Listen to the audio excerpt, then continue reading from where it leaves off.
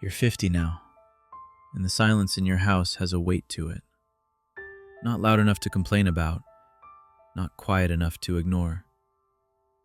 It's February in Cleveland, the kind of gray that doesn't commit to snow or sun, just gray. The radiator ticks, the refrigerator hums. You move through rooms like you're following a script you never auditioned for. Somewhere in the kitchen there's a smell. Coffee left too long on the burner, bitter and dark, sharp enough to notice if you were paying attention. You know exactly what you didn't say today, and who you didn't say it to. The house settles around you, the same creaks, the same shadows moving across the walls as the afternoon fades. You've learned the rhythm of this place, how the light changes, how the sounds layer into something you don't hear anymore, unless you stop and listen. You don't stop very often. The morning starts the way most do now. Coffee in the same mug, the blue one with the chip on the handle that you keep meaning to replace. NPR murmuring something about infrastructure. You stand at the counter because sitting at the table feels like an occasion, and nothing today is an occasion. Your phone sits face down next to the sink. It's been there since last night. Screen down so you don't see it light up, so you don't have to decide whether to look. The coffee maker is still on, the carafe nearly empty, the last half-inch burning into something acrid. You should turn it off.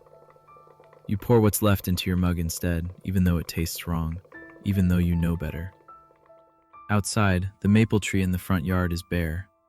It lost its last leaves in November, but you still look at it every morning like you're waiting for it to do something different.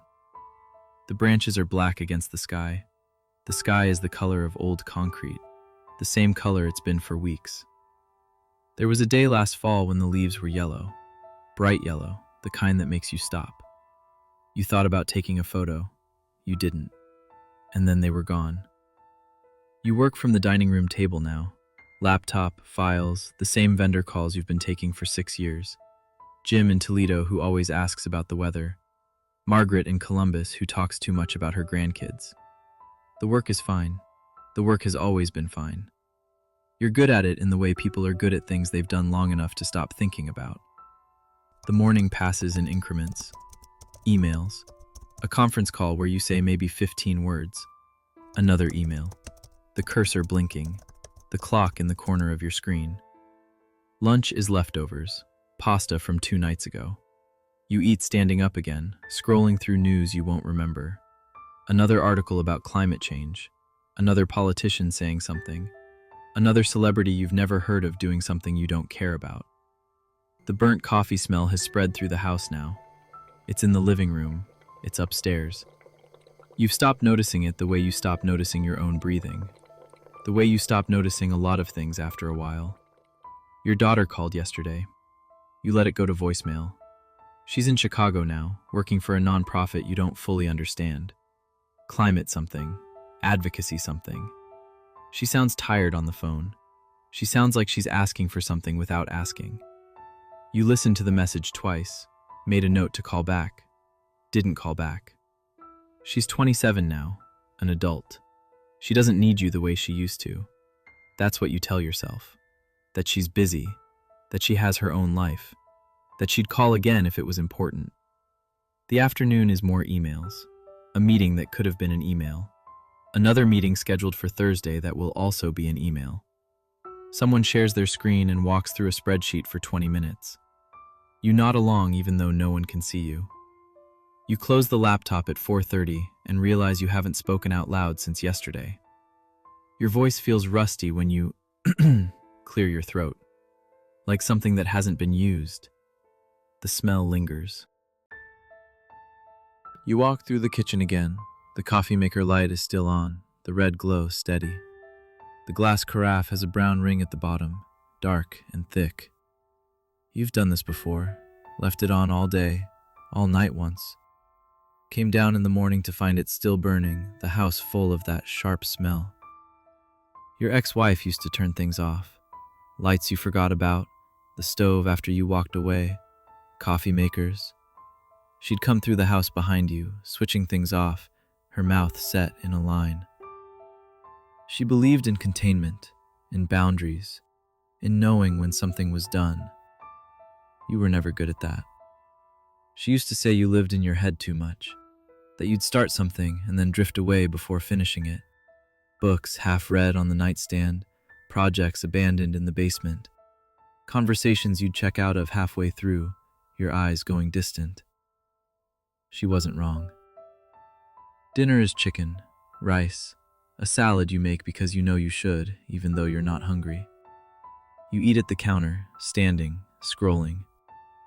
A friend from college posted photos from a trip to Portugal. Sunlit streets, blue water, him and his wife smiling in front of something old and beautiful. Another friend shared an article about retirement planning. Someone you used to work with got engaged. The ring looks expensive. Everyone in the comments says congratulations. You almost comment. You type congrats and then delete it. Type happy for you and delete that too. Close the app. The evening is television you're not really watching. A show about detectives in Baltimore that everyone told you to watch 3 years ago. You're on season 2. You've forgotten most of season 1. The plot is complicated. There are too many characters. You keep having to rewind because you weren't paying attention. The burnt smell has become part of the house now. Like the hum of the refrigerator. Like the creak in the staircase you never fixed. Like the way the bathroom door doesn't quite close all the way. Your phone lights up. A text from your brother in Denver. You watching the game? You're not. You haven't watched a game in weeks.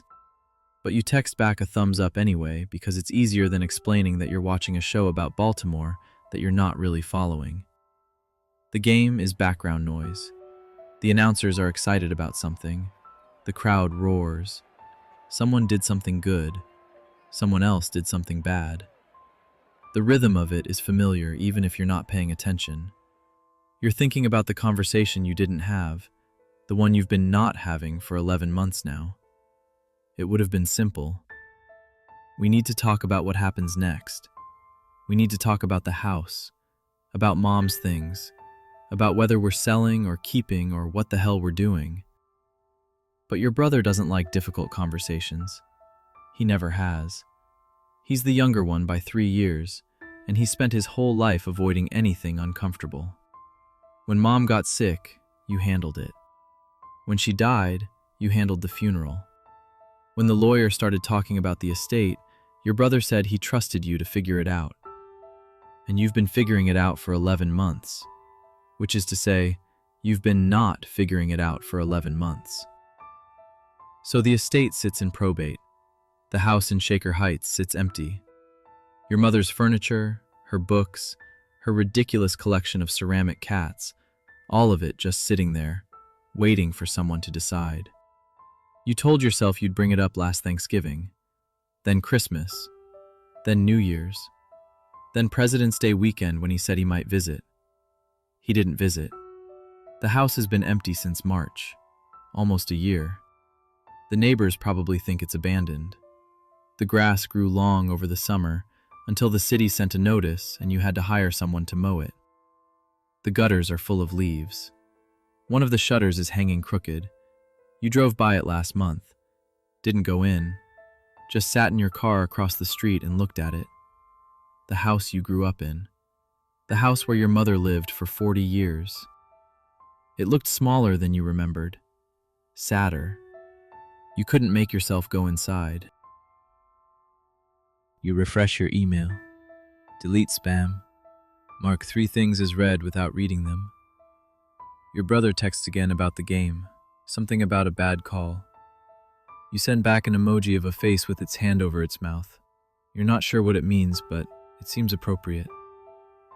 The coffee maker is still on downstairs. The smell is everywhere now, sharp and stale at the same time. You should go turn it off. You should do a lot of things. Before bed, you brush your teeth, wash your face, take the same vitamin you're not convinced does anything. You look at yourself in the bathroom mirror for exactly 2 seconds, the way you always do. Not long enough to really see anything, just long enough to confirm you're still there. Your hair is more gray than it used to be. The lines around your eyes are deeper. You look tired. You always look tired. Your phone is still face down on the kitchen counter. The coffee maker light still glowing in the dark. The coffee maker will stay on all night. You know this. You've done this before. In the morning, the smell will be even worse. The carafe will be stained darker, and you'll make a fresh pot and start again. You get into bed and pull the blanket up and close your eyes. The house makes its nighttime sounds around you. The radiator, the refrigerator, the branches outside scraping the window, the distant sound of a car passing. Tomorrow, you think. Tomorrow I'll turn it off. Tomorrow I'll make the call. Tomorrow I'll say what needs saying. But you've thought that before too. You thought it yesterday, the day before, last week, last month. Tomorrow has been coming for 11 months, and it never quite arrives. The burnt smell drifts up through the floorboards, familiar, almost comforting now in its persistence, something constant in a world where everything else keeps changing. You think about your daughter in Chicago, your brother in Denver, your mother's house sitting empty in Shaker Heights, all the distance between things, all the silence filling the space. Tomorrow, you think again. And then you stop thinking and let the dark take you under. If you'd sent the text last March, everything would have unfolded differently. Not dramatically, not like a movie, just differently, in small ways that would have added up to something else entirely. The text would have been simple. Can we talk about Mom's house? I think we need a plan. 3 sentences, 30 seconds to type. You had it drafted twice. You deleted it both times. But if you'd sent it, your brother would have called within an hour. You know this because you know him. He'd have been defensive at first, the way he gets. I've been busy, man. Work's been crazy. Sarah's mom has been sick. It's been a lot. But then he'd have softened. He always does. That's the thing about your brother. He pushes back and then he gives in. He just needs a minute to feel like it wasn't all his fault. You would have talked for 20 minutes, maybe 30, made a plan to meet. Not at the house, not yet. Somewhere neutral. The diner on Mayfield, maybe. The one with the good pie. The one where you and he and Mom used to go after church sometimes when you were kids. That meeting would have happened on a Saturday in April. You'd have gotten there early, the way you do. Ordered coffee. Watched the parking lot. When his truck pulled in, you'd have felt your chest tighten. You'd have thought about leaving, but you'd have stayed. He'd have slid into the booth across from you, older than you remember, grayer, heavier. He'd have ordered coffee too, and for 5 minutes you'd have talked about nothing. His daughter's soccer team, your work, the Guardians' terrible pitching, Sarah's mother's recovery, the weather. Then one of you would have said it, probably you. So, the house. And he'd have nodded, looked down at his coffee, added more cream even though it didn't need it, and you'd have started. It wouldn't have been easy. He'd have wanted to keep things. You'd have wanted to sell everything. He'd have gotten frustrated. You'd have shut down. That version of you always shuts down when things get tense. Your voice goes quiet. Your shoulders hunch. You start agreeing just to make it stop. But you would have kept talking. Because that's what people do when they decide to stay in the room. He'd have said he wanted Mom's dining room table, the oak one. You'd have said fine.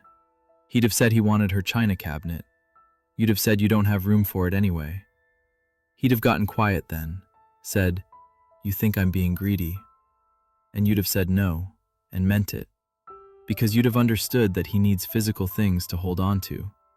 That he processes grief differently than you do. That taking Mom's furniture back to Denver isn't about the furniture. You'd have stayed at that diner for 2 hours, had pie, more coffee, worked through it piece by piece. Who gets what gets donated, what gets sold. By the end, you'd have had a plan. Not a perfect plan, but a plan.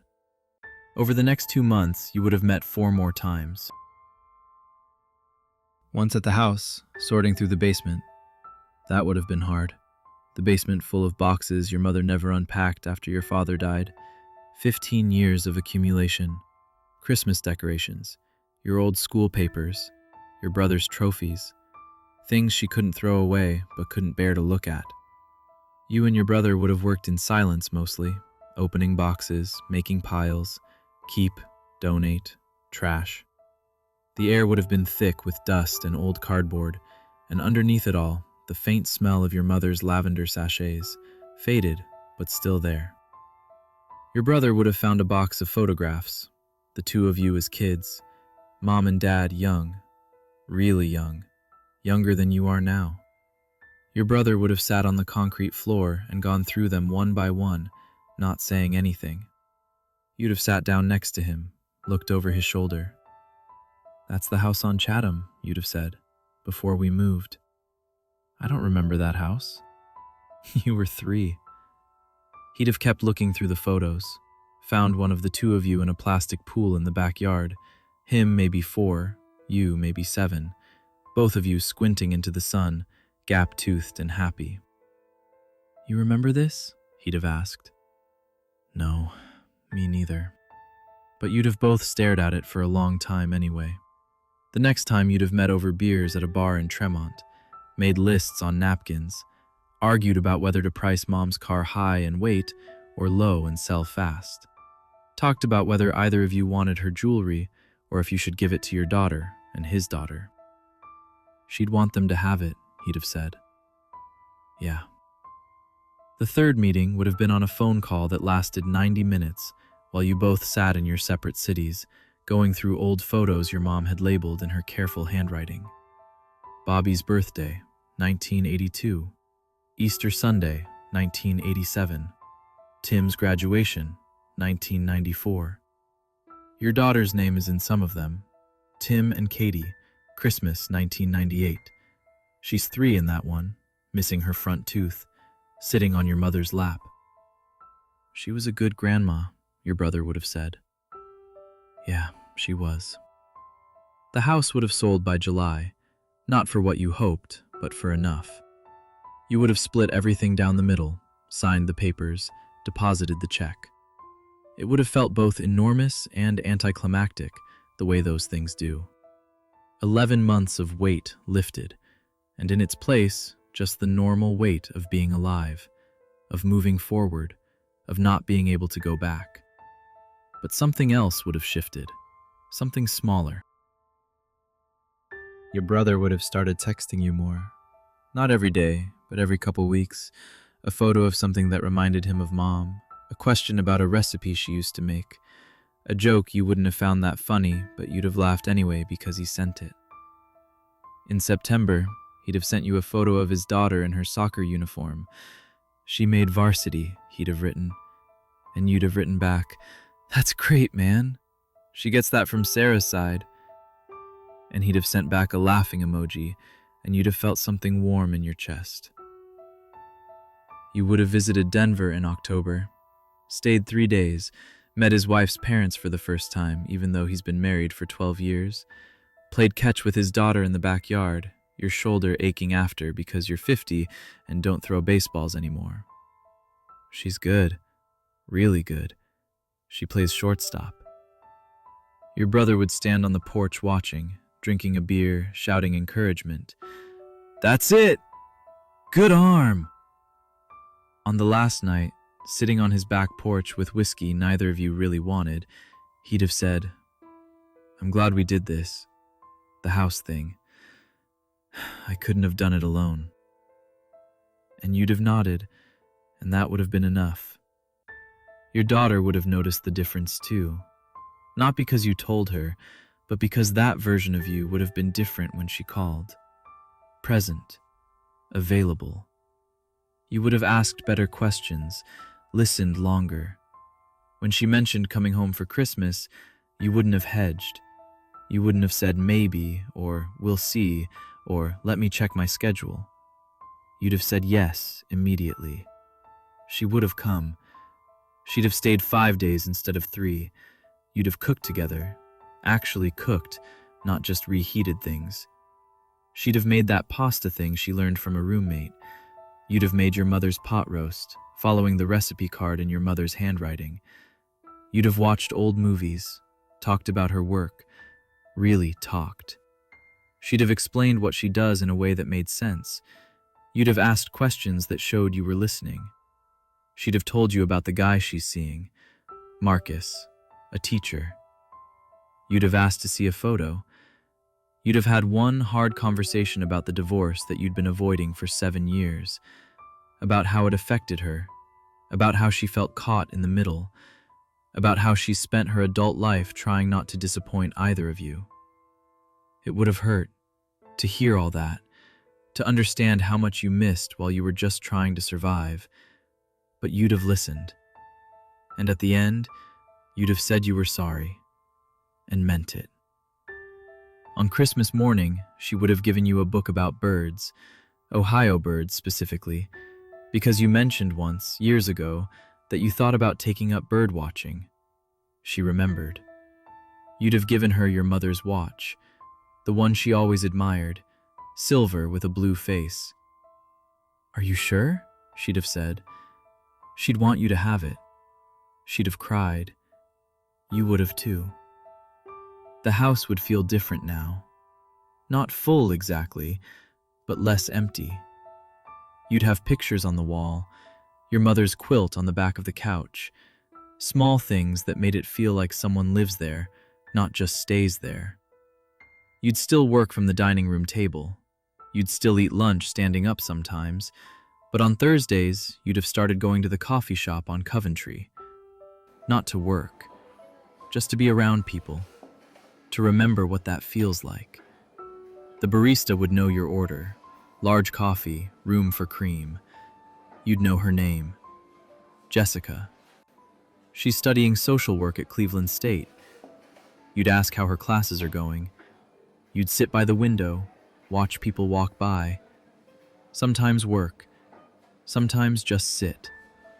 Let the sounds of other people's conversations wash over you, proof that the world is still turning, that people are still living. The burnt coffee smell wouldn't linger in your house anymore, because that version of you would have learned to turn things off when they're done. But you're here instead.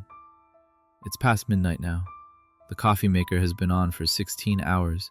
The smell is in the walls now, in the curtains, in your clothes. When you leave the house tomorrow, you'll carry it with you. People won't say anything, but they'll notice. Your phone is still on the counter. Your brother's text from earlier is still unanswered. You watching the game? Such a small question, such an easy opening. You could have said no. You could have said, "Hey, we need to talk about the house." You could have started the thing you've been not starting for almost a year. Your thumb hovers over the screen. You type, "Actually," and then stop. Delete it. Type, "No, but," and then stop again. Delete that too. You don't press send. The branches outside scrape against the window. The same branches, the same sound. The refrigerator hums its low, eternal note. The house makes all its nighttime sounds around you. You think about all the versions of today that could have happened, all the small moments where you could have chosen differently, the text you could have sent, the call you could have made, the conversation you could have started.